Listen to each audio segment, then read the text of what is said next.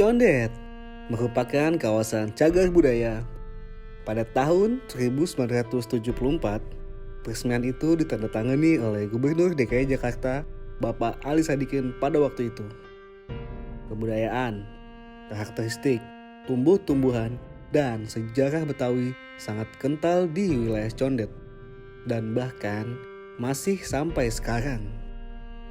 Namun kenyataannya, status cagar budaya tak lagi diurus sama sekali, bahkan hanya menjadi belenggu untuk warga asli Condet.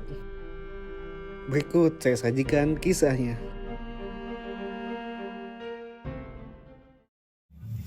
Halo pemirsa, saat ini tepat saya sedang berada di tepian Sungai Ciliwung. Sungai yang terjalur dari Kota Bogor yang melaju ke Tanjung Priuk.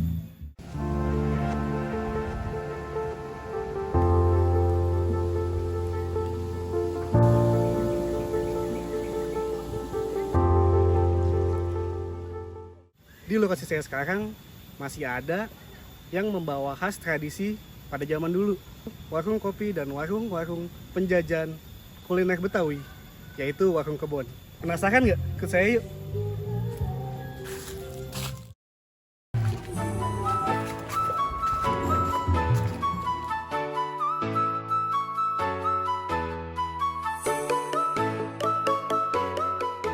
Komunitas di Condet dan di Botabek bahkan secara nasional itu banyak sekali.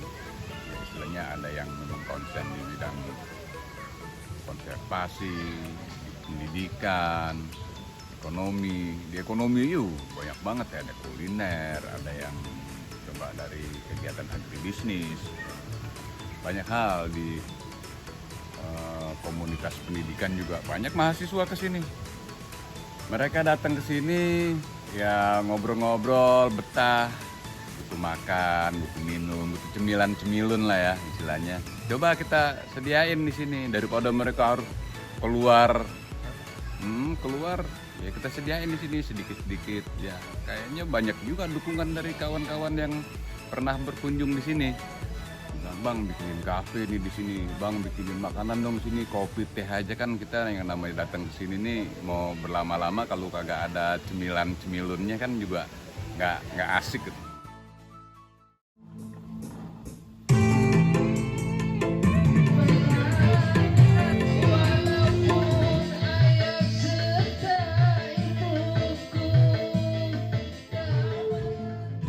Ya bener-bener kebun sih, terjangkau lah kalau dilihat dari menu tadi, kita ya terjangkau lah.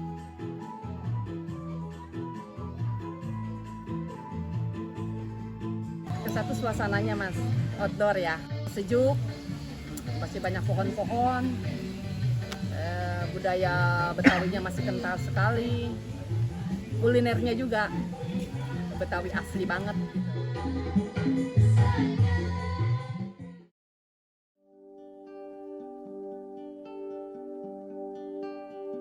Warung Kebon hadir itu sejak awal tahun 2019.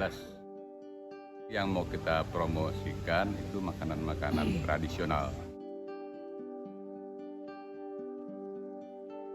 Ya kebon, dulu kebon yang ada di pinggir kali, terus ya kita coba kombinasikan meningkatkan aspek ekonominya dari kebon. Kalau dulu kebon ya memang sih di era kejayaannya Condet itu aspek ekonomi masyarakat di sini ya dari hasil kebon. Nah, kalau sekarang ya kan udah luasannya semakin kecil, tempatnya juga tempat-tempat kebon atau tempat-tempat kosong ini kan cenderung alih fungsi menjadi rumah, tempat sampah. Makanya kita coba kombinasikan dengan usaha-usaha yang lainnya. Nah, warung kebun lah stimulasi yang sedang kita kembangin ini. Barangkali ini bisa sinergi yang pada akhirnya nanti untuk perawatan kebun, perawatan sungai di Ciliwung ini bisa dibantu dari kegiatan warung kebon ini.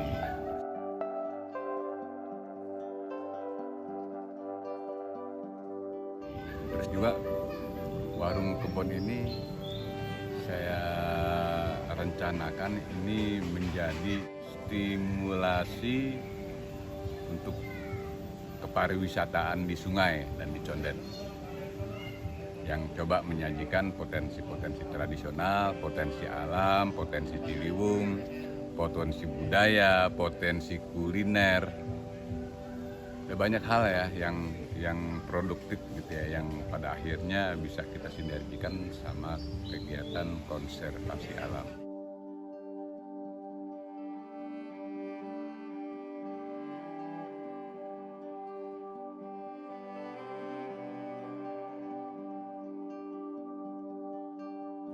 Nggak terjaga, bahkan sangat terbengkelai. Saya nggak bicara hanya Condet, tapi Jakarta secara keseluruhan. Karena pandangan komersialitas daripada warga Jakarta itu berbeda. Mereka memanfaatkan lingkungan itu maunya secara instan dan langsung.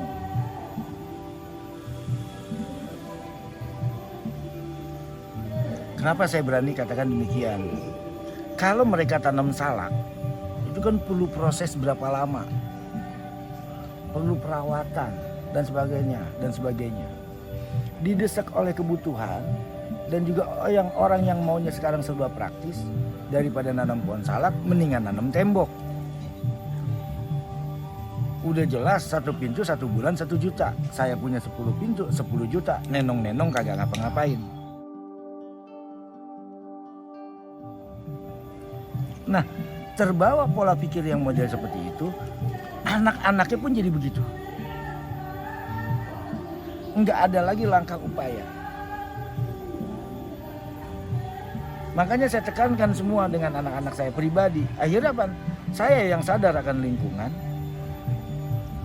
Pernah anak saya bertanya sama saya, "Ayah, kenapa sih mau capek-capek tanaman langka dari Subang, dari Sumedang, dari Pasuruan, ayah datengin, ayah ongkosin, nggak pakai duit pemerintah, pakai duit pribadi?"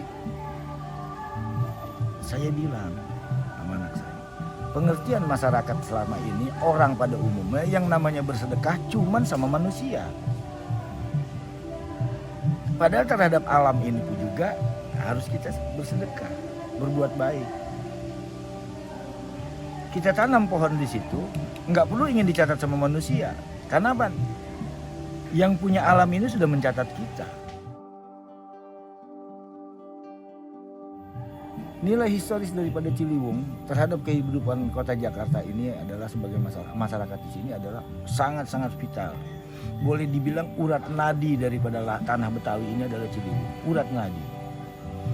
Salah satu ambang sungai tersubur di dunia adalah ambang sungai Ciliwung. Maka jangan heran, zaman dulu di delta Ciliwung itu banyak sekali tanaman-tanaman rempah. Delta Ciliwung, pulau-pulau kecil yang menggugus di daerah Tanjung Priok segala macam yang sekarang sudah sangat porak-poranda, itu adalah delta Ciliwung. Kenapa Ciliwung bisa subur?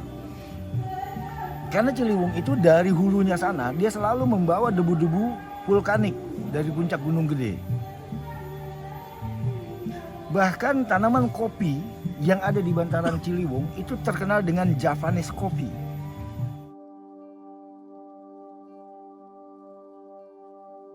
Orang Betawi dulu itu yang namanya sungai nggak dibelakangin, nggak dipantatin.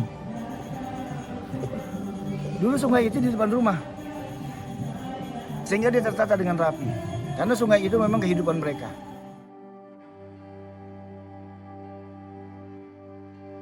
Jadi banyak dulu, kalau kita naik di dulu turunan kayu nih, dulu kan pangkalan bambu. Begitu mereka habis nurunin bambu, di atas pinggir kali Ciliwung itu udah ada warung kopi. Mereka ngopi, makanannya khas. Gemblong, bugis, ya, cucur, ketan urap, nasi uduk. Gitu. Jadi sebenarnya Warbon ini pengejawantahan zaman dulu. Artinya penerjemahan zaman dulu, cuman lebih modern, disesuaikan dengan kekinian, itu aja. Identitasnya sama. Jadi kalau zaman dulu itu pangkalan-pangkalan, kan banyak pangkalan-pangkalan nih.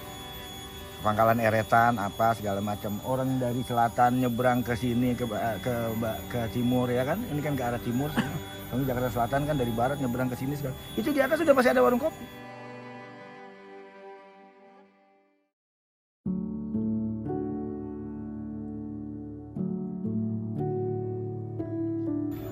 Ini kan daerah perkebunan.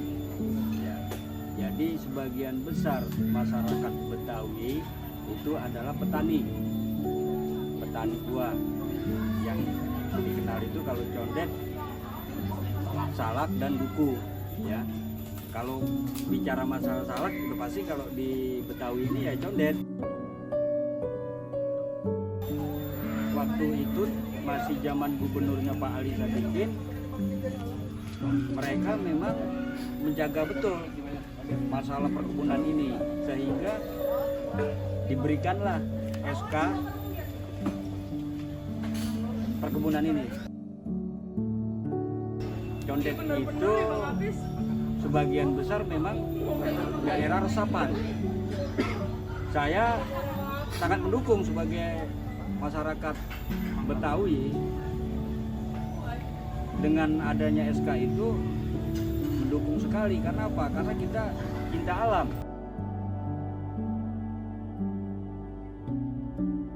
Tahun 90 itu masih ada plang-plang di pinggir jalan raya. Kalau kita jalan-jalan, baik jalan raya maupun jalan dalamnya, itu masih ada plang.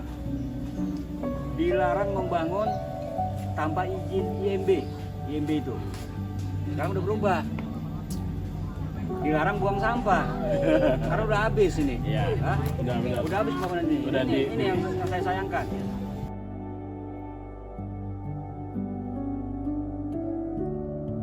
Nah sekarang kita cuma punya semangat aja. Kita punya semangat untuk mempertahankan wilayah kita yang sekarang kita sedang memperjuangkan masalah dinasti wisata. Di Warbon itu tidak hanya makanan, tapi juga ada program-program kegiatan lain gitu. Makanya dari sini kita ada perpustakaan ya Bang ya, kita ada perpustakaan juga, kita ada kuliner juga, kita ada kegiatan mau olahraga juga bisa, wisata air juga bisa dibawa. Dari masalah untuk ke kuliner, ke alamnya juga, untuk pendidikan juga dan lain-lain. Makanya kita bikin di sini, kita aktifin program-program biar Warbon ini yuk kita bangkitin lagi nih, kita jaga dan kita rawat bersama agar sisa peninggalan dulu masih tetap ada, lestari juga gitu. Jangan sampai akhirnya pohonnya nggak subur, beton yang subur. Orang kita, orang Betawi, orang Condet pada khususnya, itu kalau metik buah dia nggak habisin. Kenapa? Di dunia ini kita nggak sendiri. Ada kalong, ada kampret, ada cekiber, ada bajing, dan juga ada makhluk-makhluk lain, dan juga mereka juga makhluk Tuhan, sama-sama punya hak menikmatin apa yang diberikan oleh Allah. Sehingganya apa? Ekosistem terjaga. Coba sekarang kita di sini, burung paok nggak ada, bajing udah langka, cekiber udah jarang, kampret kalong di kebun segini rimbun sudah jarang. Karena apa? Kita terlalu serakah selaku manusia.